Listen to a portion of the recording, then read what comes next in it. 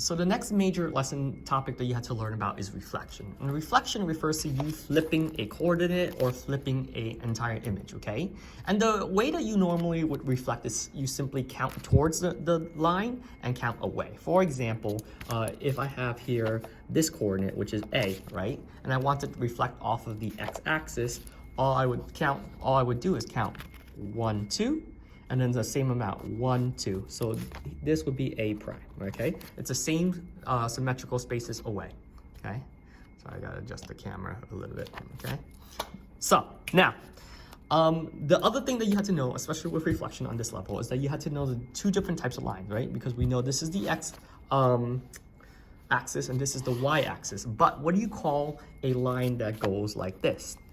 Okay, well, very quickly, let's orient ourselves. First off, this is what they would call a vertical line, okay? Now, anytime you have a vertical line, you have to understand that it has no slope, it's undefined, okay? And so we call that an error. We give it an error because if you put it in the calculator, you're dividing by 0, that's impossible. And finally, because it's a vertical line, the equation is going to be x equals. How do we create the equation? Well, we already know it's x equals because it's a vertical line, and then you just count 0, 1, 2, 3. So it's actually on 3, so it's x equals 3. That's what this vertical line is actually saying, okay? Then you have this type of line right here, right? This type of line is what they would call a horizontal line. And whenever you have a horizontal line, it actually has a 0 slope, okay? And the equation itself is always y equals.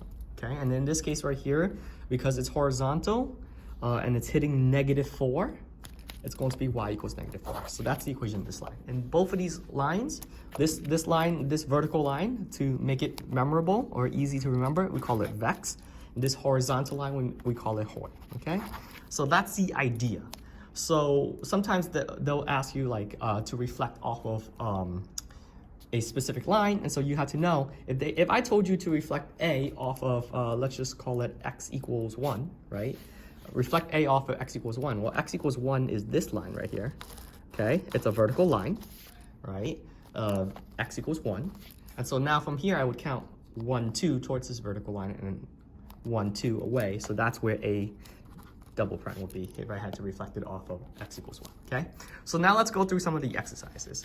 What is the reflection line here? Well, this reflection line is like this, right? So it's definitely horizontal. The second you see horizontal, you think hoi, so it's gotta be y equals, and you go start from the origin, 1, 2, so it's -2, okay? Y equals -2.